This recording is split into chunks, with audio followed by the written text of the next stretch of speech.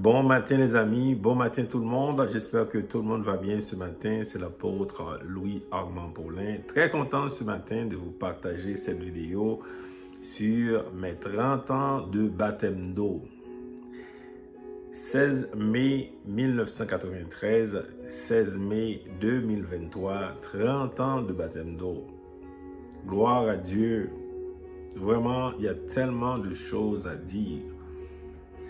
Je dois vous dire tout simplement que Dieu est fidèle. Dieu est fidèle. Alléluia. Ce matin, je te dis que Dieu est fidèle. Vraiment, Dieu a été fidèle pendant ces 30 ans et même plus. Vraiment, Dieu a été fidèle. Je me souviens très bien de ce jour, j'avais seulement 18 ans. J'avais pris la décision de me faire baptiser. Quelqu'un m'avait pris en photo. Et en arrière de cette photo, j'avais écrit « Souvenir, souvenir de mon divin mariage ». Je ne savais pas exactement c'était quoi la signification de cette phrase « Souvenir de mon mariage, de mon divin mariage ».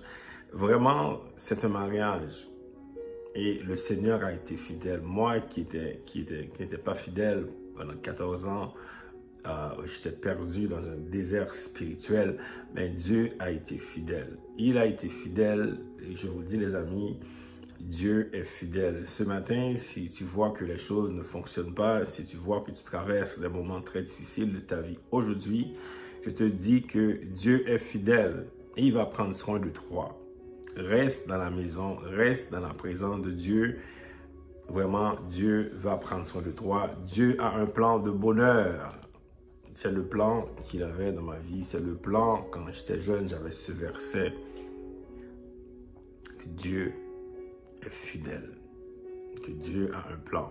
Il a un plan de bonheur pour ta vie aujourd'hui. Alors, pour mes 30 ans de baptême, j'ai sur mon cœur de vous partager 4 événements vraiment qui m'ont beaucoup marqué. Une seule année, 1993, cette année, où j'avais pris la décision de me faire baptiser, je vais vous partager vraiment 4 événements. Le premier événement, c'est un événement vraiment majeur parce que j'étais dans une église, je suis dans une église baptiste. C'est là que j'étais pendant toute mon enfance et puis à un moment donné, je ne voulais plus aller à l'église. J'avais changé d'église. C'est à ce moment-là, en 1992, donc j'avais commencé à suivre dans une nouvelle église. Et c'est là que j'avais rencontré celle qui est devenue ma femme aujourd'hui, Magda. Et donc, en 93, cette année-là, Magda et moi, nous étions baptisés ensemble. Donc, elle était parmi les baptisés aussi. Quelle coïncidence de la part du Seigneur de faire en sorte que cette femme, vraiment, on était très jeunes, on avait 18 ans et puis elle était aussi parmi les baptisés, donc nous étions baptisés ensemble. Quel privilège de la part du Seigneur. Ça, c'est le premier événement, 1993. Deuxième événement majeur, c'est ma première rencontre avec le Seigneur. Ma première rencontre avec le Saint-Esprit. Je me souviens très bien, à l'époque, je priais beaucoup. J'étais très pieux. J'étais un homme vraiment qui priait beaucoup. J'avais cette passion pour Dieu. Très jeune, je priais beaucoup. À un moment donné, dans une vision, je sentais une présence. C'est comme si le soleil était tout proche de moi, là, quelques millimètres de moi. C'était tellement puissant.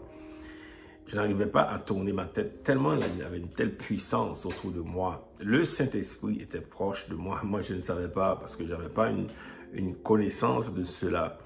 Et donc, c'était la présence de Dieu, la présence du Saint-Esprit. Et c'est plus tard, là, après des années, que je comprends exactement ce que cela signifiait, la présence de Dieu dans ma vie. J'avais seulement 18 ans. Troisième événement que j'aimerais vous partager, c'est un événement majeur parce que c'est important dans la même année, là, 1993, vraiment un autre événement. J'avais mentionné cet événement dans une vidéo où je parlais dans la série, si vous vous rappelez, dans la série de rêves à mystères et chiffres. C'est un rêve en particulier. En fait, cette année-là, il y avait une femme qui était ma voisine qui avait le sida. J'en parle parce que j'aurais pu mourir, j'aurais pu perdre ma vie.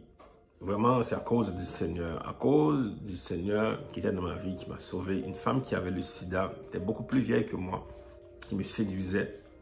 Elle voulait littéralement avoir une relation avec moi. Moi, j'étais jeune, j'avais seulement 18 ans. Vous savez, à cet âge-là, on a toutes sortes de pulsions. Mais le Seigneur m'a fait grâce. J'avais fait un rêve très clair. Un rêve très clair qui m'a empêché d'avoir une relation avec cette femme. J'ai expliqué ce rêve dans une des vidéos. Là, si vous allez voir dans la vidéo, dans la série Mystère, Rêve et Chiffres. Et donc, le Seigneur m'a épargné d'une mort certaine. Vraiment, il y a eu des hommes là qui ont péri. Des hommes que cette femme qui avait le sida, elle avait transmis le sida à plusieurs hommes de ma ville.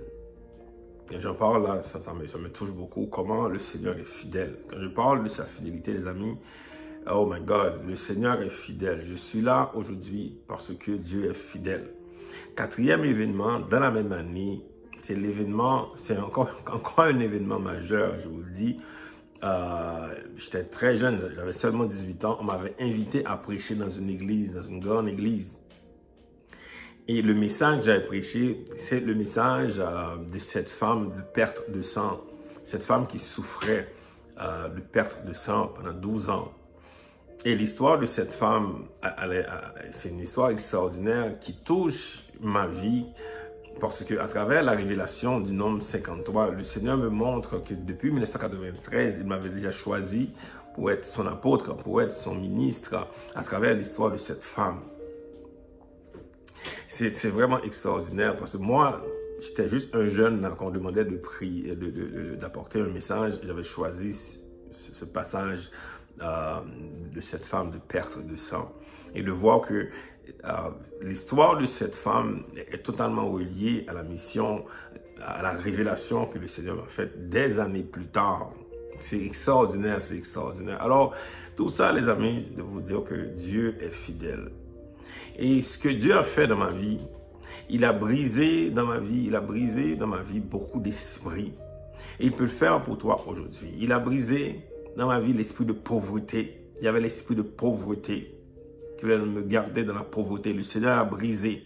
Il a brisé l'esprit de perversion qui voulait détruire, qui voulait me détruire ma famille. Le Seigneur l'a brisé par sa grâce. Il a brisé l'esprit de manque d'éducation. Il y a beaucoup de personnes qui ne sont pas éduquées, qui n'ont pas resté longtemps à l'école. Le Seigneur a brisé l'esprit de manque d'éducation. Le Seigneur a brisé l'esprit de division aussi dans ma famille. 4 esprits que le Seigneur a brisés aujourd'hui. Des esprits familiaux, des esprits qui étaient venus pour me détruire. Il peut le faire pour toi aujourd'hui. Il peut briser dans ta vie les esprits que tu as reçus comme héritage. Beaucoup de personnes aujourd'hui ont reçu des esprits comme héritage, des mauvais esprits qui les détruisent aujourd'hui. Jésus-Christ, par son sang, il a payé le prix pour nos iniquités. Même si tu as reçu un héritage de malédiction dans ta vie aujourd'hui, je te dis que le Seigneur Jésus peut te délivrer de ces malédictions. Il m'a délivré. Il peut te délivrer aujourd'hui. Viens à lui. Viens au Seigneur, à lui. Viens à lui avec un cœur repentant. Demande pardon. Le Seigneur Jésus-Christ va te délivrer parce qu'il est fidèle. Voilà les amis pour vous aujourd'hui. Vraiment, je rends gloire à Dieu pour ces 30 ans de fidélité. Bonne journée, à bientôt.